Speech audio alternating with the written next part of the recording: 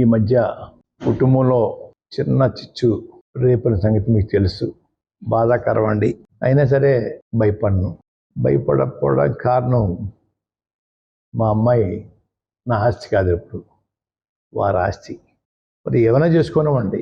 అమ్మాయి వెనకాల ఉన్న పెద్దలందరికీ కూడా ఒక రిక్వెస్ట్ చేస్తా ఉన్నాను. అమ్మాయిని ఎలాగ రోడ్డు మీద లాగించారు కాబట్టి, రోడ్డు మీద పంపారు కాబట్టి టీవీ డిబేట్లోను స్టూడియోలు పంపించి ఇంటర్వ్యూలు ఇప్పించడం, అలాగే మీ అభిమాన నాయకుడైన పవన్ కళ్యాణ్ గారి కోసం పిఠాపురం అంతా డోర్ టు డోర్ తిప్పండి. ఏమీ భయపడను, బాధపడను. మీ ప్రాపర్టీస్ అంతా ఏమైనా చేయించుకోండి. దయచేసి ఆ కార్యక్రమం వచ్చేసుకుంటే బాగుంటుందని నాకు అనిపించి ఈ 2 మాటలు చెప్పాలని మీడియా వారిని పిలిచానండి. ఒక పక్క పవన్ కళ్యాణ్ గారు అతిగా పెద్ద గౌరవిస్తున్నట్టుగా బయట నటన, లోపల కుళ్ళు కుతంత్రాలతోటి కుటుంబాన్ని విడదీయాలని, కుటుంబాన్ని అప్రదేశ్ పాలు చేయాలని చేస్తున్నది తెలియదు అనుకుంటున్నాడు పాపం ఆయన. పిల్లి పాలు తాగినప్పుడు ఎవరు చూడదనుకుంటారు, అలాగా వీళ్ళు చూడదనుకుంటున్నారు, తెలియదు అనుకుంటున్నారండి. అయ్యా, ఓ పక్కమో గతంలో అయితే నన్ను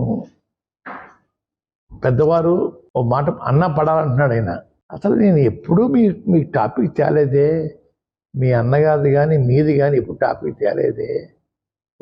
వారాహి యాత్రలో కాకినాడలో ఎందుకు నిందించారు నన్ను, ఎందుకు తిట్టారు, ఎందుకు ఆవేశంగా నా మీద తిరగబడ్డారు, అది చెప్పండి అయ్యా.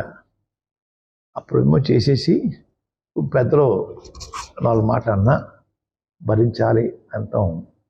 అయ్యా, చాలా ఎంతగా ఉందని పవన్ కళ్యాణ్ గారు.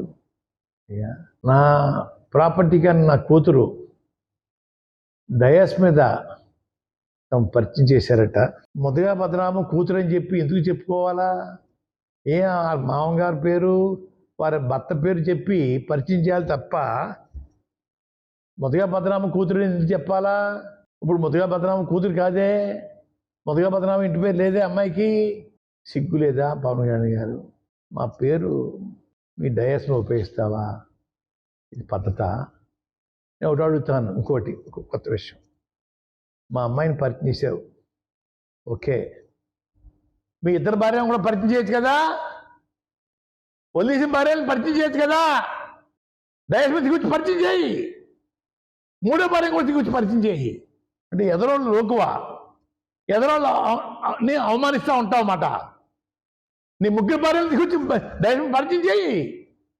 ఈవిడ మొదటి భార్య, 2వ భార్య, వారు డైవర్స్ ఇచ్చేసాను, 3వ భార్యతో ఉన్నా నేను, పరిచయం చేయి. మీ ఫ్యామిలీలో జరిగిన సంఘటన మీకు తెలియవా?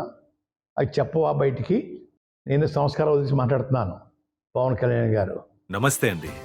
ఇది వ్యాపారం గురించి కాదు, ఓటు గురించి. ఎన్నికల్లో ఓటు వేయడం మన హక్కు మాత్రమే కాదు, కర్తవ్యం. ఎంతో మంది మహా నేతలు శ్రమించి ప్రాణత్యాగం చేసి ఈ అవకాశాన్ని మనకిప్పించారు. అందరూ ఓటు వేద్దాం. ఎందుకంటే ఓటు హక్కు ఊరికే రాదు. నా ఓటు ఎవరికో తెలుసా? అది సీక్రెట్ అండి.